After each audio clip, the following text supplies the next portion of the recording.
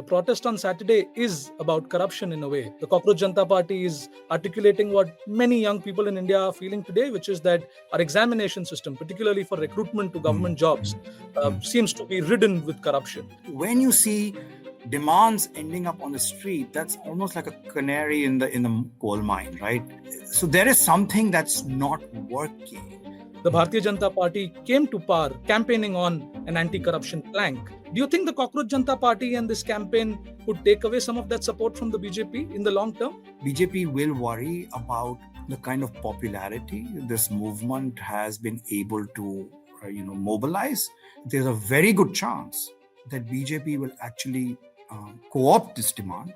What do you think Dalits would be making of something like the Cockroach Janta Party right now? Abhijeet Dipke came out and then disclosed his identity. Because if you remember that this is not a movement, which started on a caste issue, the backlash to the disclosure of that identity. That tells us a caste does manage to come in. This campaign also comes at a time when it has become incredibly complicated to hold protests in India. Do you think that might also be driving the popularity of this online campaign? When you have these digital networks, that doesn't always mean that you have an on-the-ground operation. Does the CJP have that? Remains to be seen. The Cockroach Janta Party began as an online joke, but is making more and more ripples offline every day. Its founder Abhijeet Dipke has announced its first protest for this Saturday at Jantar Mantar in Delhi. Ladakhi climate activist Sonam Wangchuk has extended support and said that he will be there for the protest.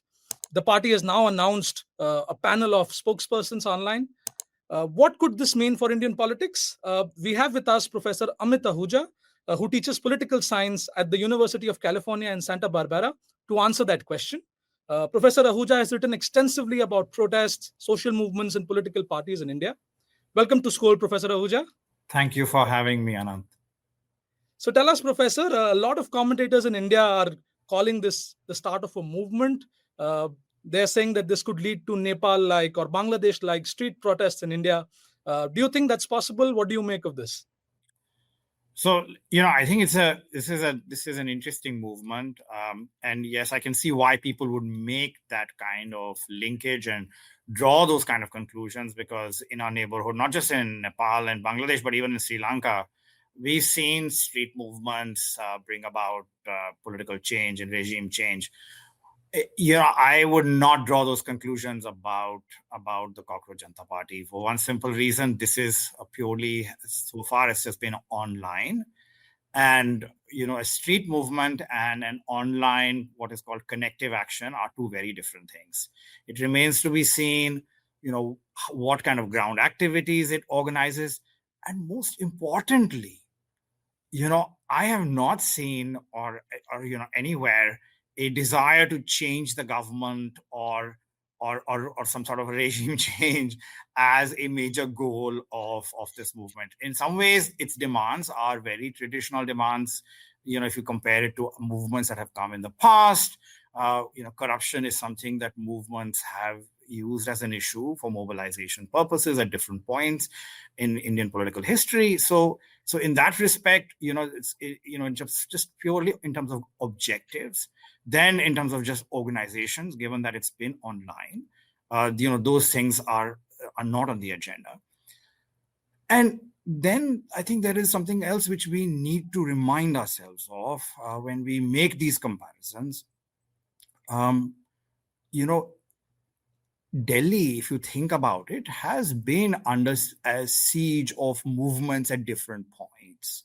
If you think about the 1986 movement, the farmers movement, or the farmers movement that came later, the Jat agitation in Haryana. So, just close to Delhi, there have been prominent movements that the governments have noticed.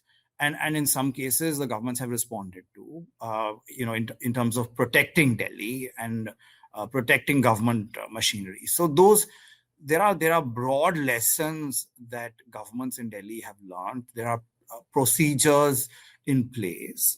There are security processes in place, which will not allow something like what happened in Nepal, for example, to occur in Delhi. There are many layers of security. And even if you sort of see, how protests happen in Jantar Mantar, Look at this kind of space Jantar Mantar offers. It's a very limited space. Look at the kind of permissions that are required, the kind of observation that happens of these protests. So there are many procedures in place that don't, or some ways, preclude or rule out the possibilities that we sort of see, of the kind of occurrences that have happened in places like Nepal, Sri Lanka, Bangladesh, Madagascar. Those outcomes, I don't think are possible in Delhi, especially given the nature of this protest. Right. But as you pointed out, Amit, the protest on Saturday is about corruption in a way. The Cockroach Janta Party is articulating what many young people in India are feeling today, which is that our examination system, particularly for recruitment to government jobs, seems to be ridden with corruption. There's survey data now which seems to point out that there is growing support for this demand to remove the education minister. Have similar anti-corruption movements in the past been good for Indian democracy, in your view, Professor? So look, if you think about movements in general, let's sort of take a step. What are movements doing in democracy? What are protest movements doing in democracy? In some ways, you could argue that, look, there are processes in place. There are elections that happen regularly. You can go to the courts. There are political parties that represent people's needs. There is the press. So there are many avenues for representing demands. When you see demands ending up on the street, that's almost like a canary in the coal mine, right? And so there is something that's not working. That's why people are on the streets. So in some ways, protests, represent demands which the formal system of a democracy doesn't seem to be a good job of representing. So let's remember that. So when it's corruption is a perennial issue. Whether it's how much of what is happening, for example, with the cancellation of exams is corruption, how much of it is just plain bureaucratic incompetence. I mean, those are things that, that the government will have to work with and establish. But clearly, because it's a crisis, there will be a government, there will be an administrative response to this, and there will be efforts made to correct it. In the meanwhile, what these kind of protests will do is put pressure on the government, but also highlight this issue and make it, and then force political parties, force the media to run with it. And so in that sense, have they been good? Are protests of this nature, which are peaceful, which represent popular demands? Yes, they are, because in some ways they are put. It's a self-correcting mechanism, the broader mechanism in a democracy, where when demands are not being represented, when demands are go unmet by the political process, there are still mechanisms available through these freedoms to protest, to highlight those demands and then put pressure on the government of the day to respond to them. And that's what keeps the wheels of democracy running. Yeah. If we forget this regime change business for a moment, Amit, and we just go back to 2014, the Bharatiya Janata Party came to power on campaigning on an anti-corruption plank. To this date, it seems to draw a lot of support, particularly from the largely upper caste, middle classes, on this issue. Do you think the Cockroach Janta Party and this campaign could take away some of that support from the BJP in the long term? Remains to be seen. And I say this, and I will come back to this point again and again. Look, this is an online movement. Think about where the BJP is and where the BJP is coming from. As a national political party, it's won national elections, the last three national elections. It has a very popular prime minister. It is just coming off major victories in state elections. And then think about the kind of mobilization and the scale at which you need to mobilize to be able to attain these victories. So in that sense, this is still a popular party, and it has a handle on some of the issues that are in play here. I go back to 2014. There are very specific things that are happening. 2014, if you look at it purely from the BJP's perspective, BJP at that moment is running on the corruption plank. It's not the only plank they're running on, but their broader plank is a plank of good governance, in which Mr. Modi, who is rising as a national star at that time and making a pitch for being the next prime minister, is saying, look how I ran Gujarat, and I will run the country like that. So it's a good governance plank, and corruption becomes a part of that plank. On the other side, you have a Congress government or Congress-led government, which is a coalition government. And, there are internal differences in that government. The prime minister serves at the pleasure of the party leadership. It's the kind of pressure that they had to take, or Dr. Manmohan Singh had to take, was of a very different nature at that time. So, whether BJP is going to lose voters on this, I think BJP will worry about the kind of popularity this movement has been able to, mobilize, and especially behind the demand of corruption, and then I think it will respond, because the one thing that protests can do is they can highlight demands, but then the next step is the parties that are in the opposition, parties which are in the government, will take note of popular demands that can bring people out on the street, where the public opinion begins to back certain demands, and they will respond, because they are in the business of building large coalitions, and taking on board and putting on their agenda popular demands actually helps them in this. So, there's a very good chance that BJP will actually co-opt this demand and turn it around, and actually make a case for correcting some of the problems that are being highlighted. Since you're talking about the run up to the 2014 elections, Amit, and the pressure that Prime Minister Manmohan Singh was under then, uh, a lot of people seem to be reminded of the India Against Corruption protest, seeing the Cockroach Janta Party. Uh, if you could just tell our viewers what, in your view, those protests did to Indian democracy in the long term, because those were anti corruption protests led by a lot of civil society figures. Yeah. What do you think they did to Indian democracy? Again, just as a reminder, not the first anti-corruption protest, right? We saw anti-corruption protests before that. Think about Rajiv Gandhi's government, that came under the shadow of the whole Bofors controversy. So we've seen anti-corruption protests in the past. What do? When these particular protests are being organized around people's grievances, right? Whether it's petty corruption or it's large-scale corruption, in those instances, they are putting out there in the public space, genuine grievances. So, what do they do for Indian democracy? Protests in general, especially peaceful protests that represent popular demands, they strengthen democracy, because they allow these demands to be highlighted, and they allow the political process to respond to them. When that kind of protests actually end up resulting in violence, or and bringing down elected governments through violence, then I think that's a different area. But the one reassurance we have is that most protests, about 90% of the protests in India, tend to be peaceful, and they are actually representing demands which are regular demands in the political process. Right. There's another thing that really makes this Cockroach Janta Party campaign stand out, Amit. This began as a response to something that the Chief Justice of India, Justice Surya Kant, had said in court. Yes.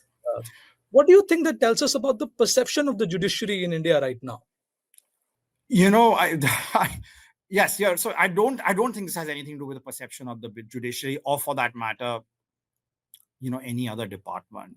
Especially if you sort of just look at the context of certain statements that were made in the Supreme Court by the Chief Justice, and the online response to it. I think the way I sort of see it, I think the economists maybe put it best. That this is more a clash of different age groups, and I say that with some trepidation, because I myself am entering that age group of what in Delhi we call the Republic of Uncles. And so I think there is people who have a particular way of thinking about things, and who are looking at these problems, especially with the youth, and are scoffing at it. And I think I think we should be a little bit more careful about drawing larger conclusions about what this means for the Supreme Court, or how if there is if it impacts the popularity of the Supreme Court. In fact, if I would just sort of be a little bit more tongue in cheek, I would sort of say, look, you have the CJP, you can form the UJP in protest to it, which is the Uncle's Janta Party. It's a good idea. I don't think it'll come to fruition for one simple reason. The kids are far more savvy when it comes to technology. So I don't see uncles going on Instagram and ranting about how the kids have gone astray. But as somebody who stands up in front of classes and teaches a younger age cohort, look, I think it's important for us to appreciate that when people in this age group are protesting, their life experiences, their contexts of this age cohort are different. Life experiences of every age cohort are distinct and unique, and their politics is very much influenced. And that's why politics shifts with age cohorts. And there's literature on that, and political scientists think about that. But the important thing to remind ourselves here is, look, we are looking at a demographic bulge where there are very serious employment needs. They are not being met. And so there is a crisis of employment.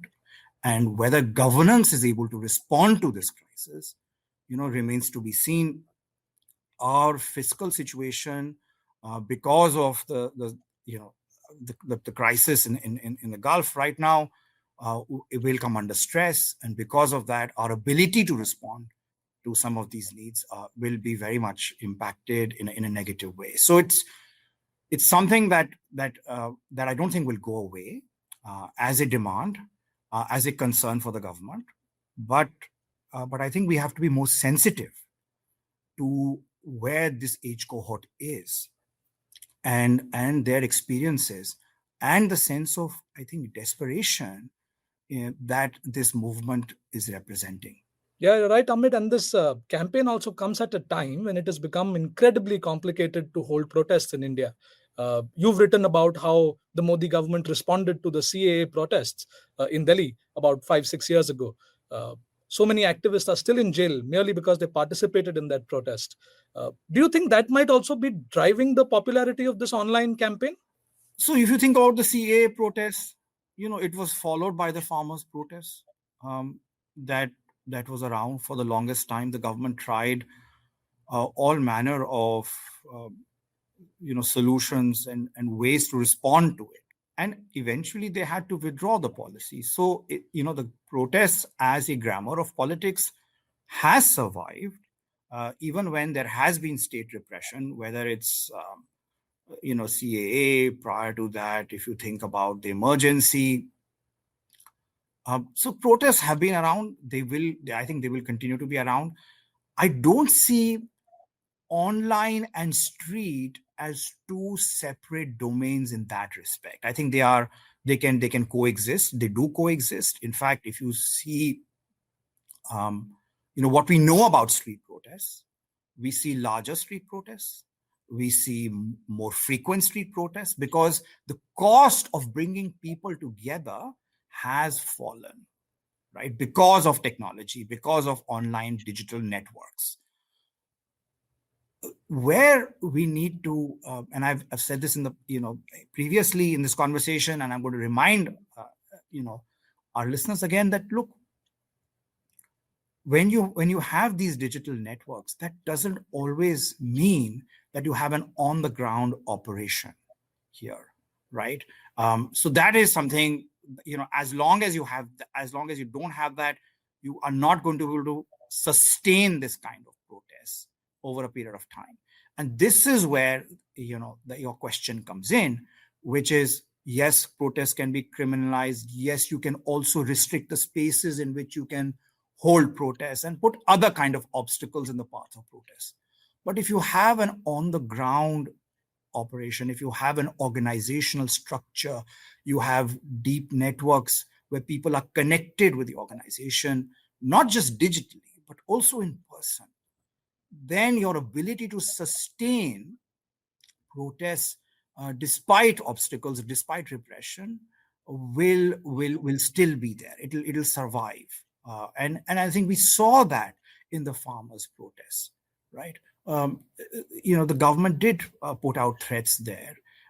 It did talk to the protesters, but the reason it had to take the protests very seriously was because there was genuine on the ground strength that protest movement had. Does the CJP have that?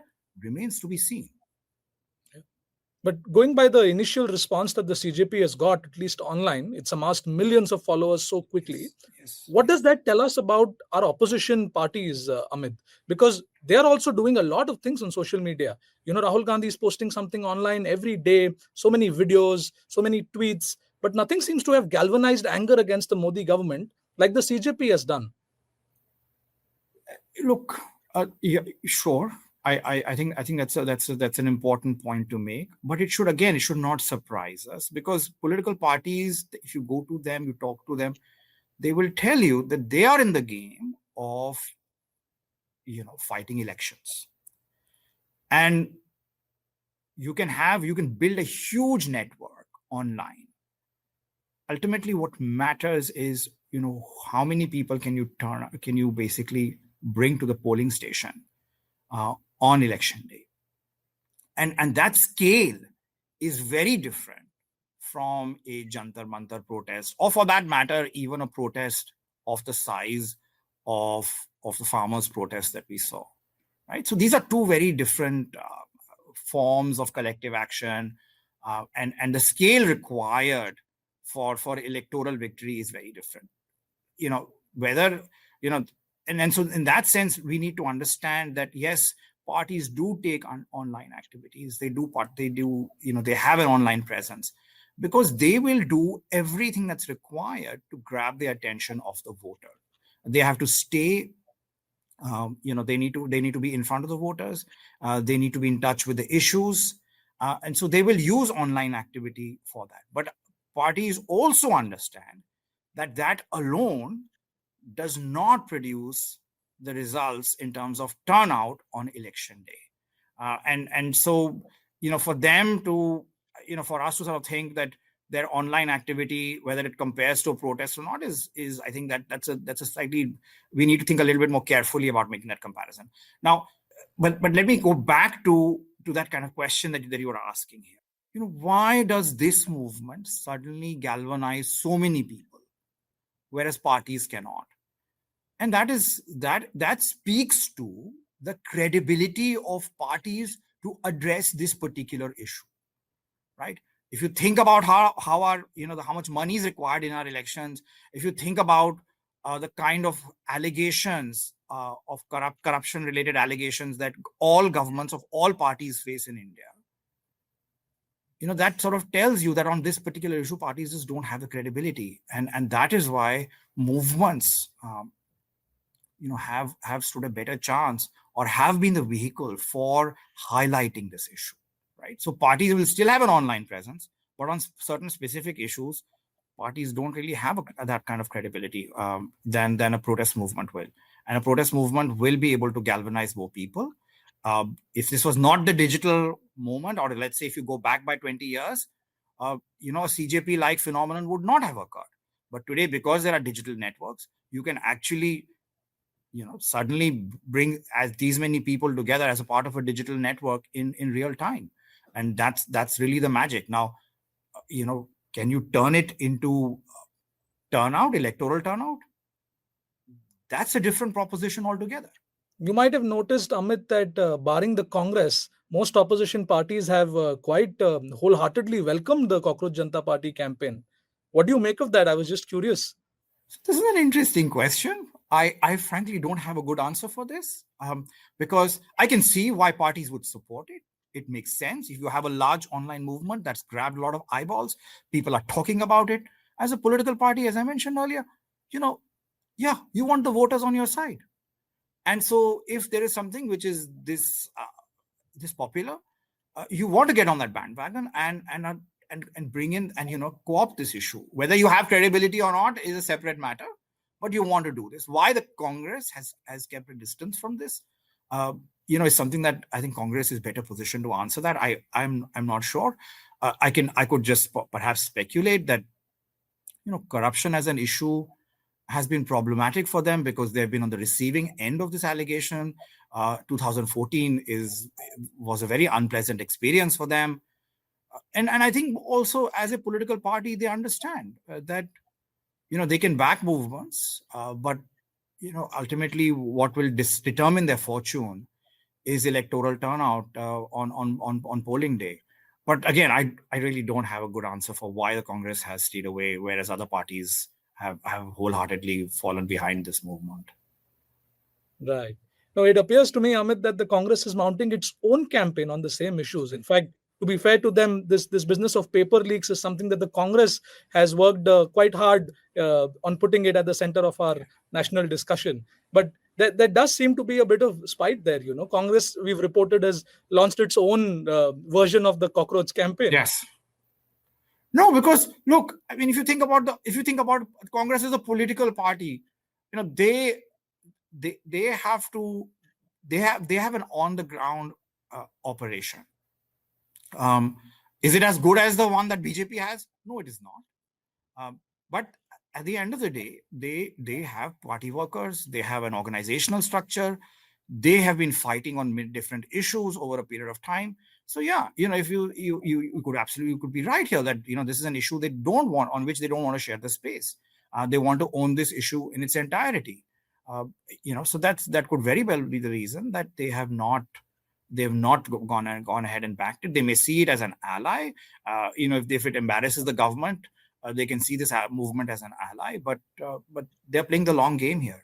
The last thing I want to ask you, Amit, is you've written a whole book about Dalit politics in different parts of India. Fantastic book, viewers. I would strongly recommend it. What do you think Dalits would be making of something like the Cockroach Janta Party right now? We don't know what the campaign thinks of social justice, caste discrimination, but the founder, Abhijeet Dipke, has publicly owned his Dalit identity. So I was very curious what you think about, how a marginalized community like the Dalits will respond to this campaign. Look, I think this is very interesting, actually, for many reasons. Number one, the fact that Abhijeet Dipke came out and then disclosed his identity, because if you remember that this is not a movement which is which started on a caste issue. It's also an issue which is strongly where there are strong feelings across caste groups about corruption. So it's not unique to a particular caste or regional or religious identity. So in that sense,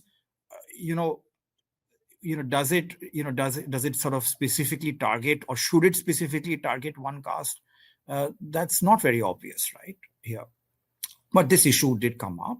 This issue also came up, if you recall, in 2014, when the anti-corruption movement was at full force, that are Dalits participating? So we ask these questions about who is part of a movement, even though that particular issue may actually be an issue which is an umbrella issue where everybody in society is impacted by it in some way or the other.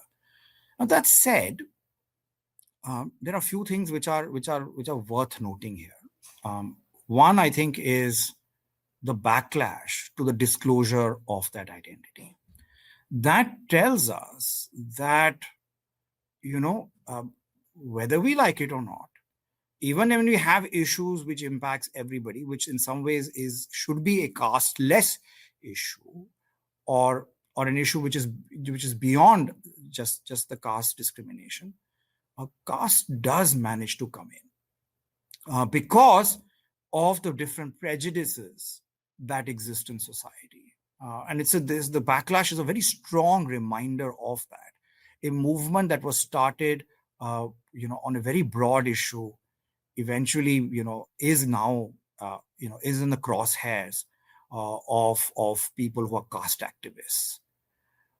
That is one aspect. And then the second aspect, which is also worth noting, is that an Abhijeet Dipke starts an anti-corruption movement.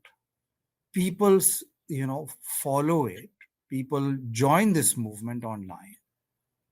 And the fact is that, that he's a Dalit doesn't matter to the raising or, of this movement.